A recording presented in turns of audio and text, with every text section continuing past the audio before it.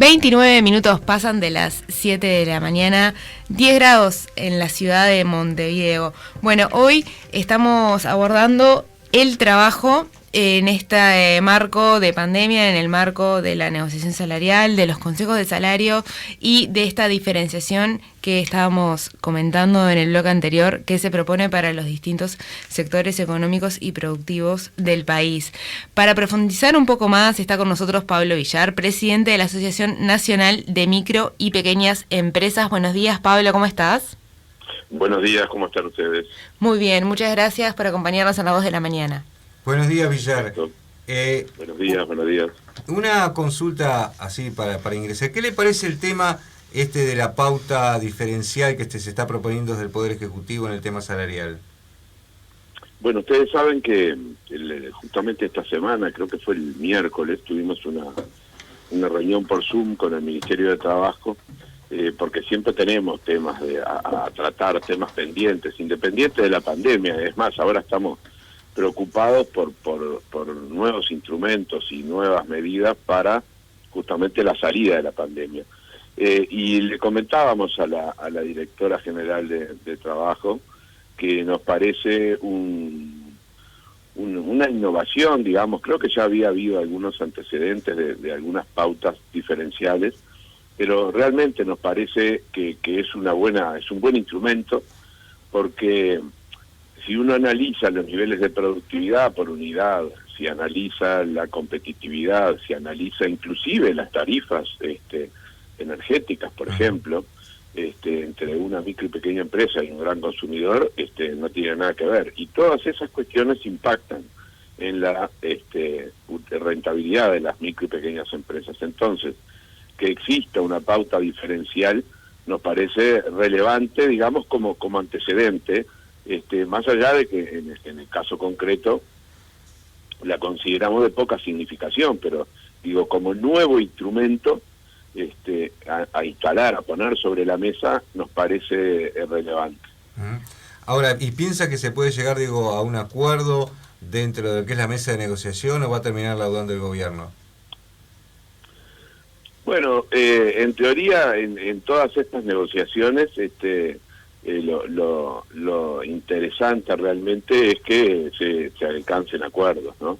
En todas las rondas anteriores de Consejo de Salario, independiente del momento, se puede decir que ha habido un alto porcentaje de grupos que han acordado. Los grupos que ha laudado el gobierno, a veces de acuerdo con los trabajadores, a veces de acuerdo con los empresarios, siempre ha sido una menor proporción. Ahora bien, esto, digamos, es un instrumento valioso, el de Consejo de Salarios, en el cual todas las partes deben de invertir tiempo, deben de tener capacidad de negociación, pero sobre todas las cosas lo que hay que tener es honestidad y franqueza y mirar el futuro, ¿verdad? Cuando uno ve salarios, por ejemplo, en esta coyuntura, nosotros tenemos que los vastos sectores comerciales de micro y pequeña empresa trabajan para el mercado interno. Cuando uno analiza salarios como una pauta general, digamos, y en general, ve que ese salario, ese posible aumento o esa posible reducción, ¿no? Porque difícilmente haya un empate, digamos, ese posible aumento de masa salarial o esa posible disminución de masa salarial se vuelca al mercado interno. Y ese mercado interno que tiene Uruguay, que es pequeño, si le vamos quitando poder adquisitivo, todas las empresas y todos los sectores manufactureros que trabajan para ese mercado interno ven cada vez más relativamente pequeño su mercado. Entonces, de alguna manera, no se genera un círculo virtuoso a través del mercado interno. Entonces nosotros pensamos que realmente el salario es una cuestión que a todas las partes le debiera de interesar defender, por lo menos que no exista pérdida de salario. Claro. Hemos tenido ya un año y medio, y creo que en este año se va a terminar consolidando, de una cierta pérdida de salario que puede estar de repente casi en un 2% en el 2020 y ahora si se siguen las pautas tal cual están, capaz que se llega a otra pérdida de casi otro 2%. Entonces, si lo pasamos a números macro y lo traspolamos con el mercado interno, con la masa monetaria total, vemos que tenemos un mercado interno con menos poder adquisitivo, y eso impacta en todo. Impacta en el rubro vestimenta, impacta en el rubro recreativo. Ahora reabrimos cines y algunas actividades recreativas, pero si las familias no tienen disponibilidad de gastar, no claro, estas actividades no funcionan. Claro, sí, lo estuvimos comentando hace un instante, la importancia que a veces no se toma en cuenta de lo que es la masa salarial y cómo termina impactando en lo que es el consumo, de los diferentes artículos, ¿no? Ahora, le hago una consulta que tiene que ver con respecto al tema del empleo. ¿Se ha perdido mucho empleo en lo que es la parte de micro y pequeñas empresas en medio de esta pandemia? Mirá, nosotros tenemos, son datos muchas veces difíciles de conseguir. Otro de los puntos que estuvo en esta última reunión y que estuvo en dos reuniones anteriores fue, digamos, el Ministerio de Trabajo como par público debiera hablar con BPS, DGI, porque, por ejemplo, las cifras que tenemos nosotros son de BPS de cierre de empresas, y por otro lado tenemos la cifra del Ministerio de Trabajo en lo que hace al seguro de desempleo. El otro día escuchábamos al ministro Mieres hacer unas declaraciones que estamos más o menos en números de desempleo formato tradicional como en el 2019, cuestión que digamos todos festejamos, ¿no? Que hayamos ido bajando, digamos, este número, pero tenemos casi 36.000 nuevos trabajadores en el seguro de desempleo flexible o parcial. ¿Esto qué quiere decir? Quiere decir ni más ni menos que hay casi 40.000 trabajadores más que en el 2019 que están con problemas de trabajo, y estar con problemas de trabajo hace el problema de ingreso. Ahora, la cifra, la información de BPS que saca de cierres de empresas por razón social, muchas veces esto no refleja el tamaño de la empresa. Puede tener alguna relación, pero no lo refleja precisamente. Ahora, nosotros tenemos información de AMIPE, y socios y de gremiales socias de AMIPE, que son en el entorno capaz que andan en los 12.000 asociados, ¿no? Las gremiales socias de AMIPE, y tenemos dos fenómenos que son preocupantes a nuestro entender. Uno es un posible cierre de empresas.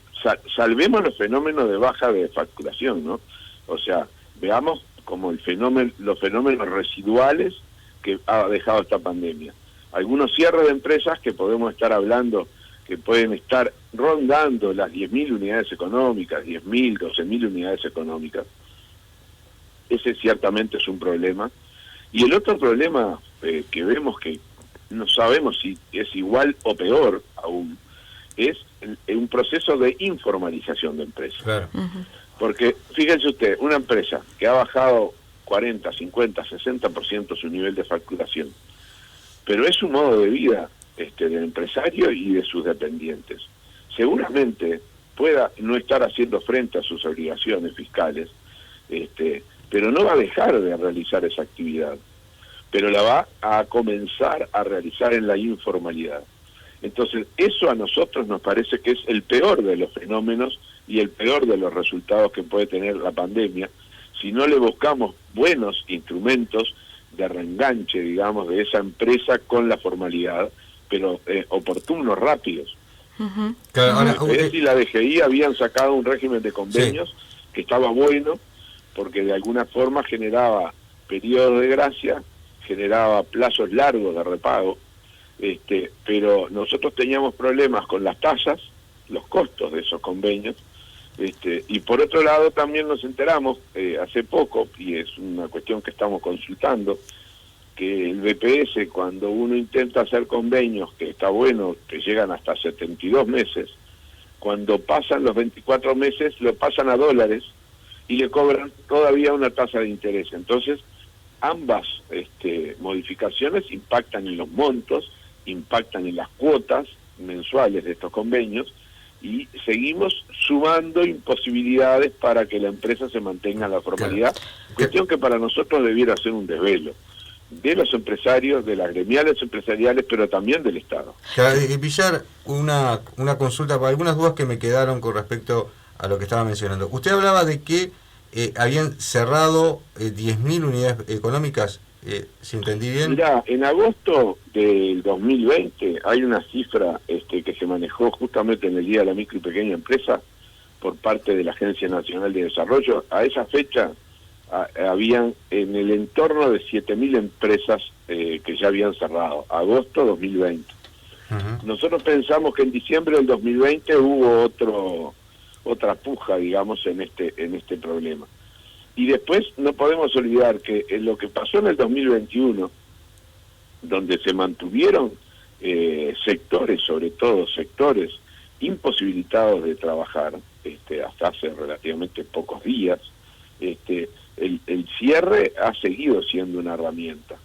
Entonces, primero y fundamental, como el otro día le decíamos a la directora de la Secretaría General del Ministerio de Trabajo, para nosotros es un dato relevante que un ministerio pudiera brindarnos esa información precisa, porque no es lo mismo analizar un problema con la verdad bastante precisa que con estimaciones.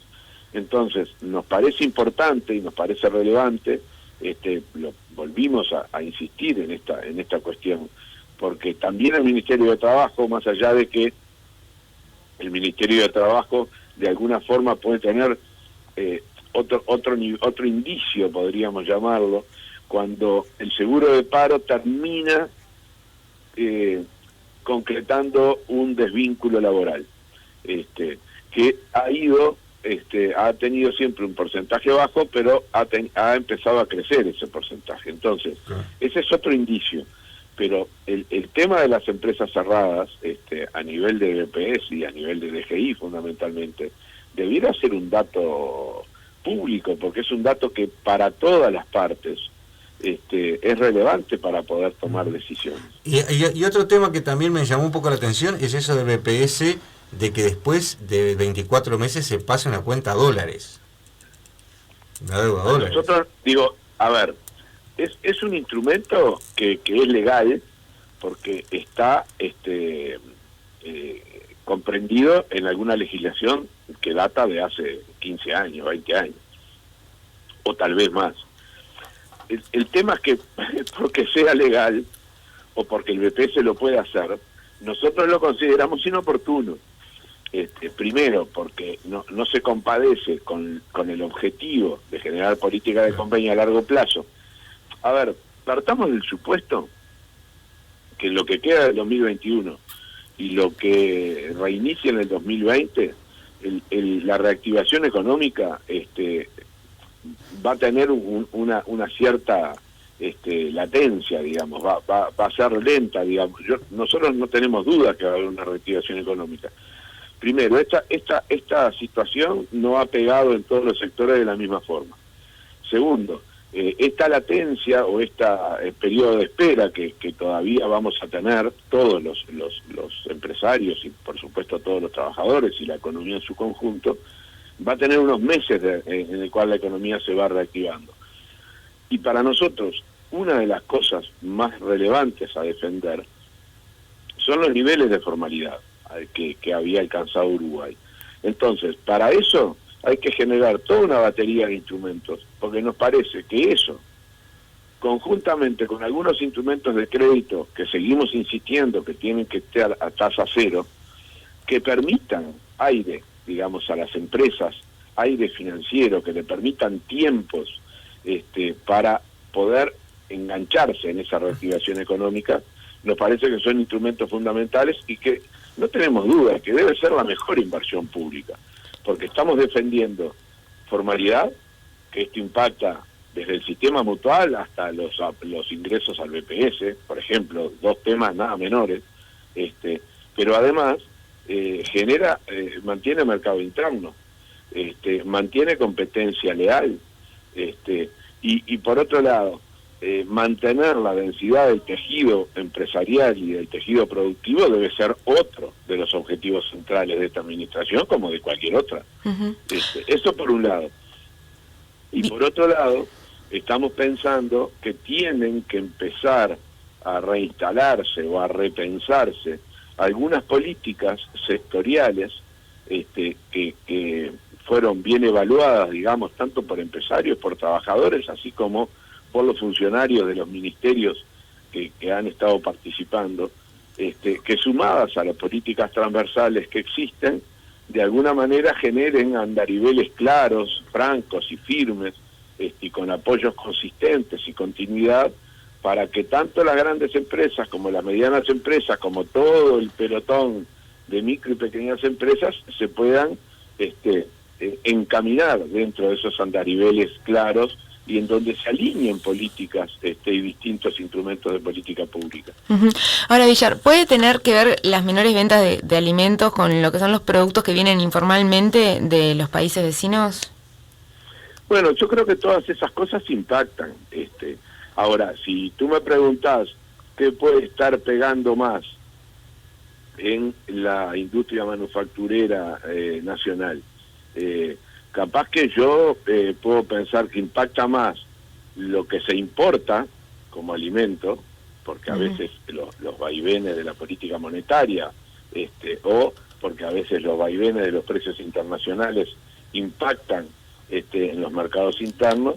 Entonces, si tú sumas el impacto que puede tener el contrabando, que es esto que tú me estás diciendo, para llamarlo lisa y llanamente, de el ingreso por vía contrabando de algunos alimentos o de algunos productos de limpieza, como puede ser pasta de dientes, por ejemplo, o como puede ser cigarrillos, ¿no? Claro. Eso se suma a lo que se importa de alimentos. Uno va a una góndola de un supermercado, va a una góndola de una feria y encuentra fideos secos italianos, griegos, y de alguna manera uno dice, bueno, pero acá tenemos buena pasta seca, están las acacias, está Adria, está Purita, yo que sé, hay infinidad, 3, 4, 10 marcas de pasta seca, buenas pastas. Claro. Entonces, ahí también le hemos propuesto, inclusive hasta la propia ministra Arbeleche, que debemos de generar alguna campaña nacional en defensa de la producción nacional. Bien, y en ese sentido... Me parece relevante, porque aparte es donde trabajan las empresas más chicas, donde trabaja la mayoría de las personas, porque sectores industriales son los que son más intensivos en uso de mano de obra. Pero por otro lado, todos los sectores industriales son los que pagan mejores salarios. Entonces, es el lugar por donde tendría que interesarnos tener la menor pérdida de mano de obra ocupada. Villar, y en ese sentido, brevemente, porque ya se nos va el tiempo también, pero ¿qué opina de los proyectos de precios de frontera que fueron presentados por Cabildo Abierto y por el senador Sergio Botana y también el senador Tabaré Viera del Partido Colorado, que apunta justamente a corregir esto?